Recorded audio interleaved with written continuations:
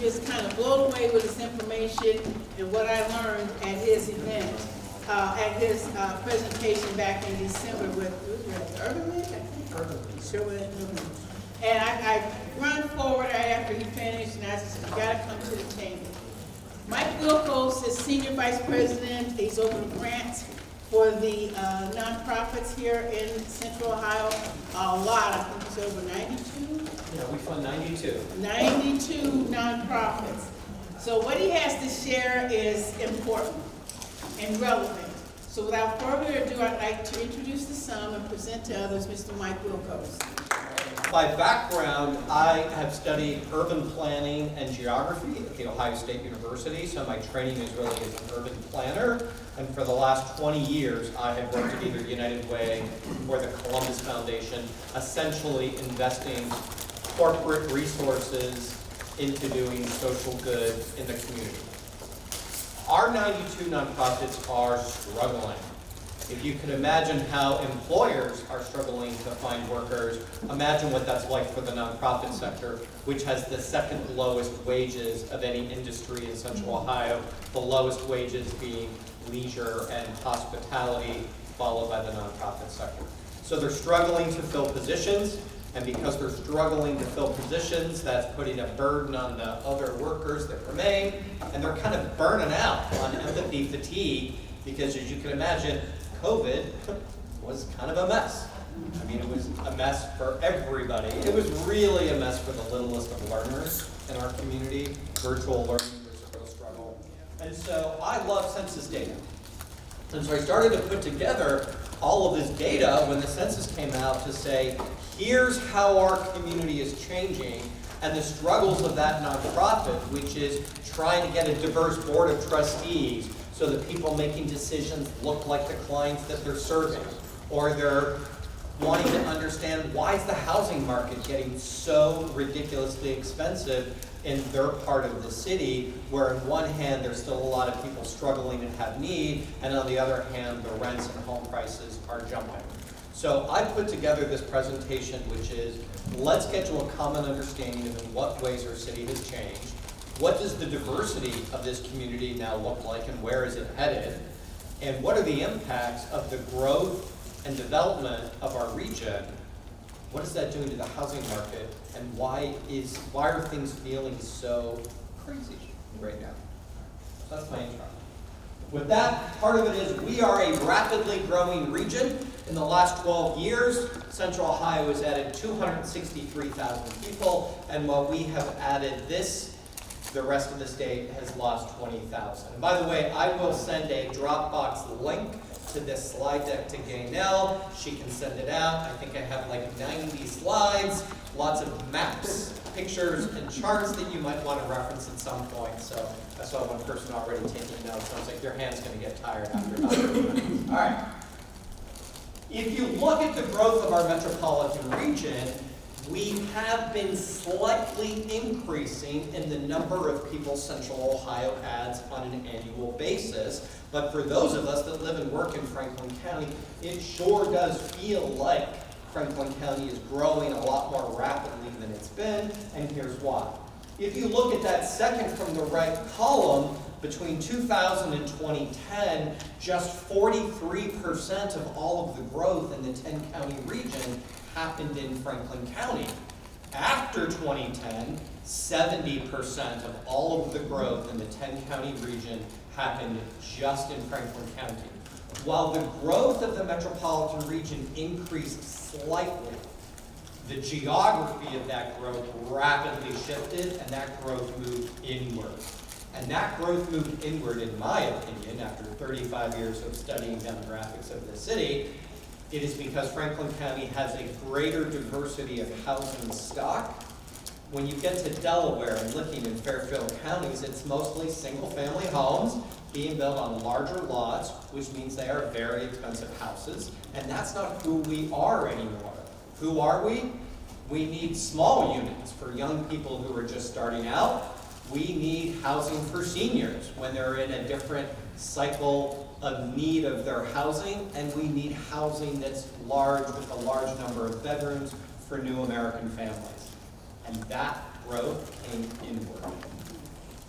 Here's Columbus City. It's now 906,000 people. The city of Columbus just had its fastest growth rate in 70 years, and measured in a numeric way, it was the largest increase ever recorded in the decennial census for Columbus growth in our history, where the city of Columbus added 119,000 people in just 10 years.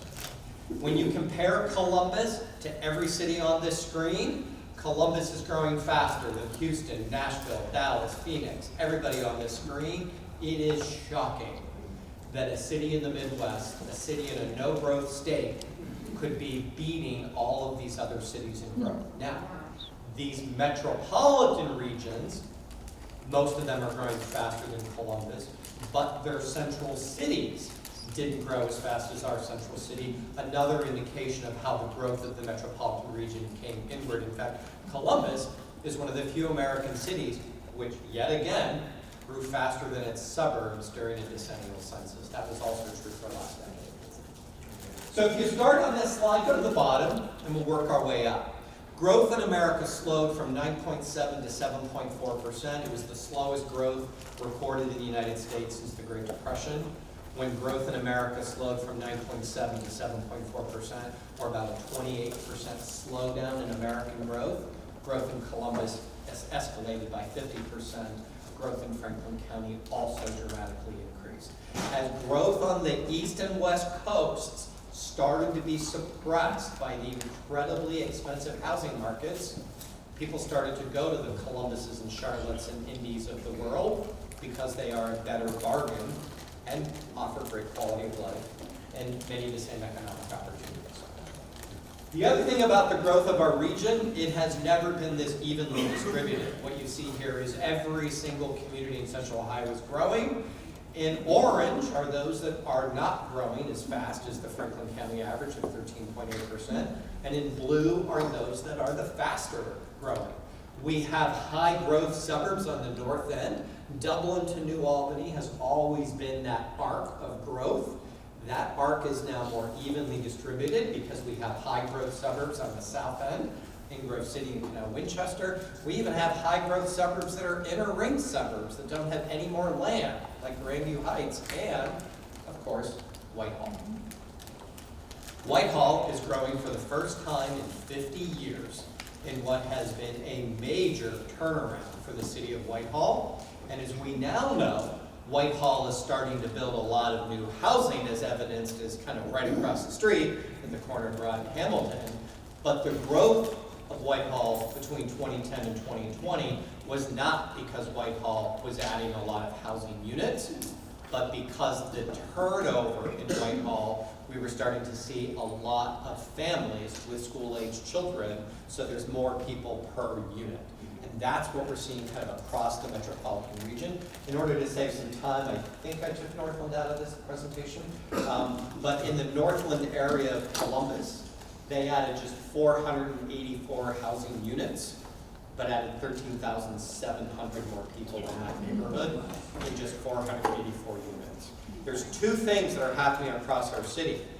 Vacant and abandoned housing is plummeting, and more people per unit, and that's allowing our metropolitan region to grow faster, even though we've not been building enough housing to manage the growth. Hello, Shida. How are you? Hey, how are you doing? Yeah, I'm good. And you? And today we got the pleasure to do some Michael Wilcox. Wonderful people to have you today. Thank you. How are you? Good. Doing great. It was a pleasure to be here today. So happy. I just want to relax who you are. Just thinking about this. Sure. So in my day job, I invest donor resources that we raise in Central Ohio and invest those into more than 90 nonprofits that are working in the space of basic needs and student success. But I also love to study how the city is changing and put together a narrative that includes lots of maps and data to share with folks about the city that we now share and in what ways it needs to change. And that's what I was happy to do with everybody here today. For more people living in Franklin County than when the day started, and on an annual basis, we had about 16,000 additional residents. The challenge has been we've only been building housing for 10,500 of those people. So every year, we have more and more people that haven't added enough housing.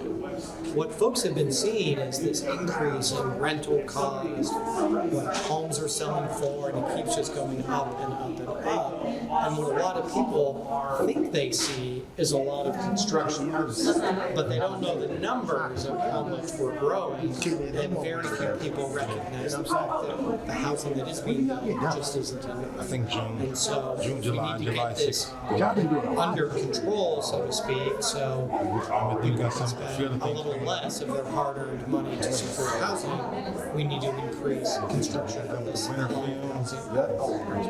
So now, when we speak of increasing the supply of housing, a lot of us, what we're noticing is that it's maybe 1, 2, up to 3-bedroom homes. But what about for those families that have those 4 So they're struggling, right? Because if a builder is building single-family homes, it's a large square footage with 4 or 5 bedrooms, land, lumber, and labor is all running through it.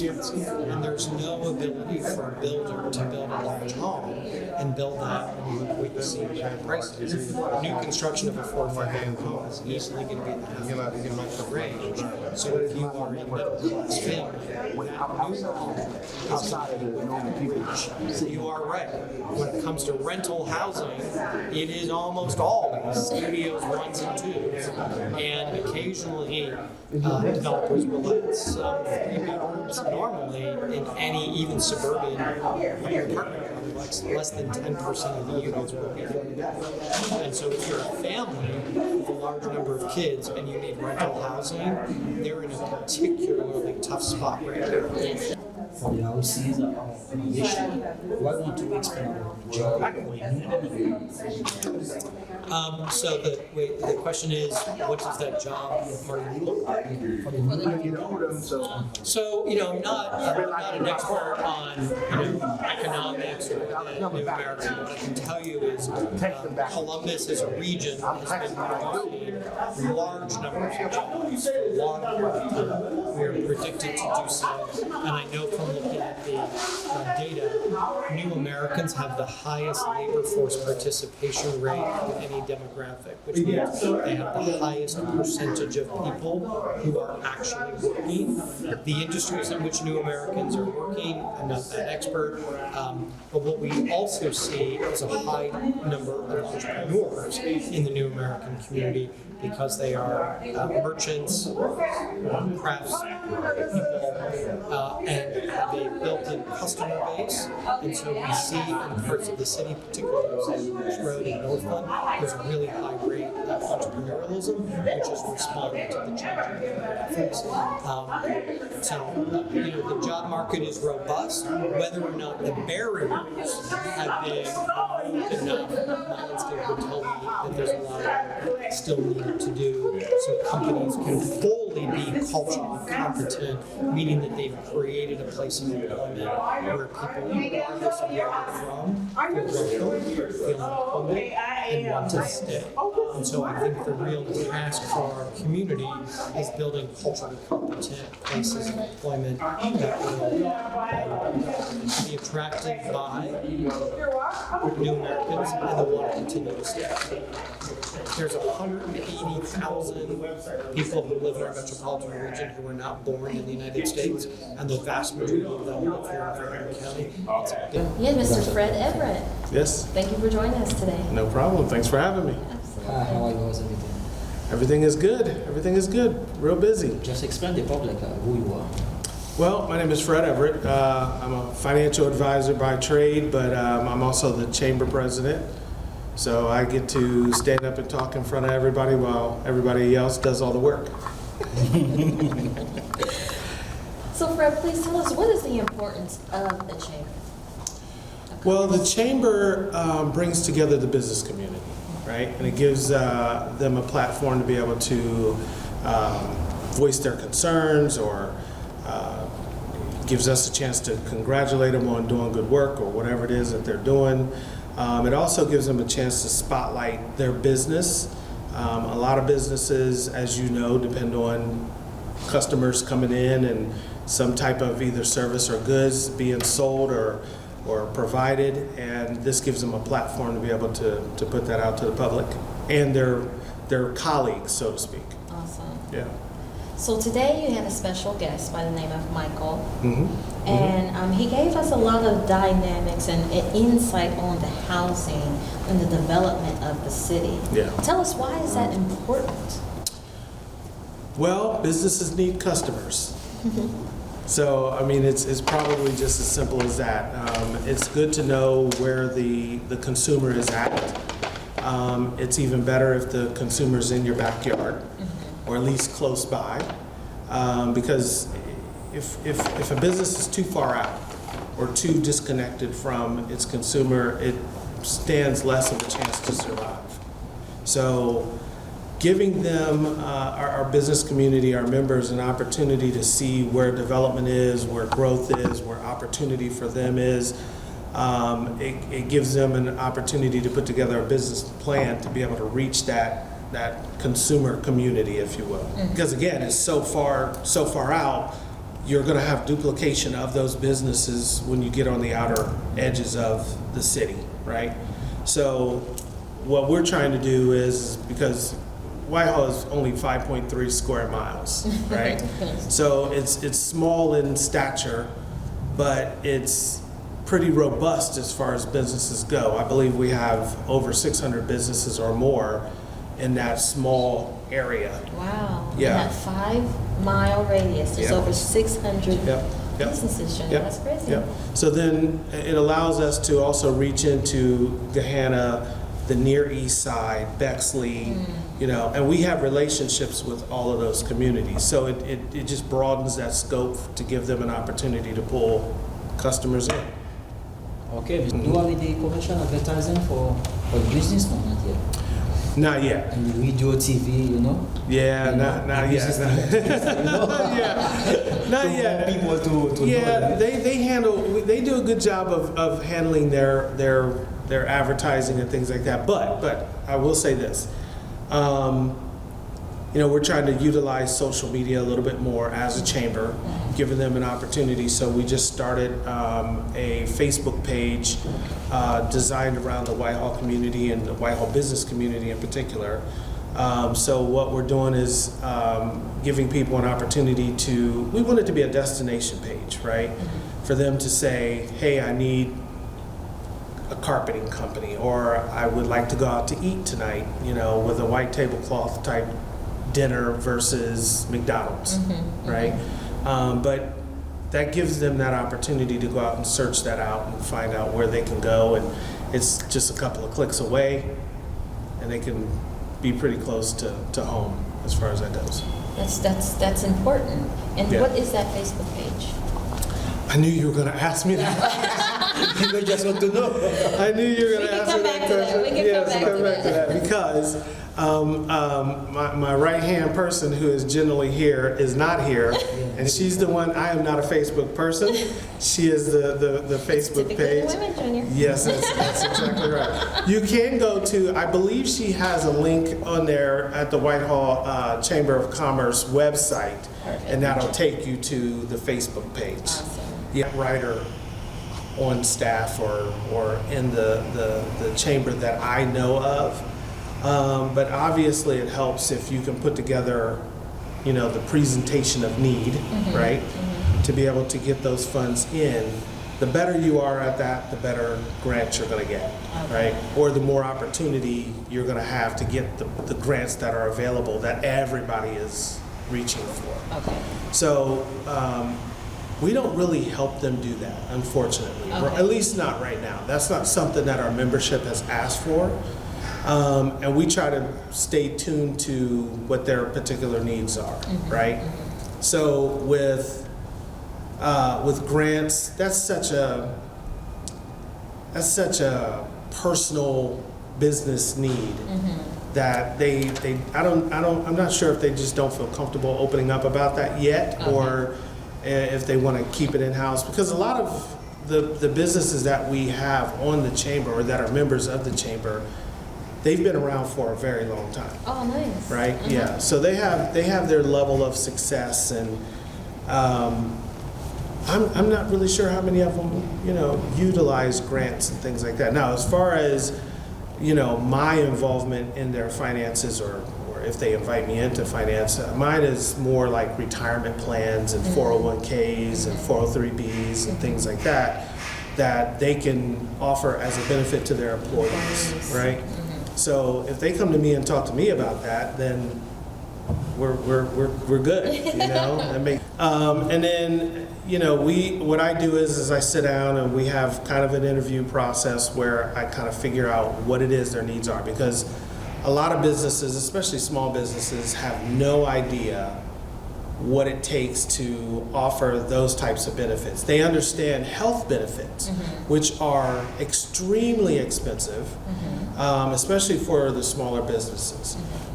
The financial benefits that a lot of people seem to skip, and having been a small business owner myself, I tell them, if I had a chance to go back and do it again, I would get rid of the health benefits. And I know that sounds a little crazy, but I would get rid of the health benefits and give them the financial benefits. Health benefits are hard to keep up with. They're extremely expensive, and they're, for too small of a business, they're not sustainable. But a financial benefit is far less expensive, and there's far less involvement from the owner's standpoint of how to manage that benefit, right? When I had my company, and it wasn't necessarily small, it was about a medium-sized company, I spent an awful lot of time managing health benefits for people, and not everybody even took advantage of them, because they were so expensive even on their end, right? We didn't have a big enough pool to drive that price point down. But the financial side of things, opening up a 401k or a 403b or whatever it is that they need, it is very, very simple, very, very cost effective for them. And it's something that you as an employee, if you're working for that company,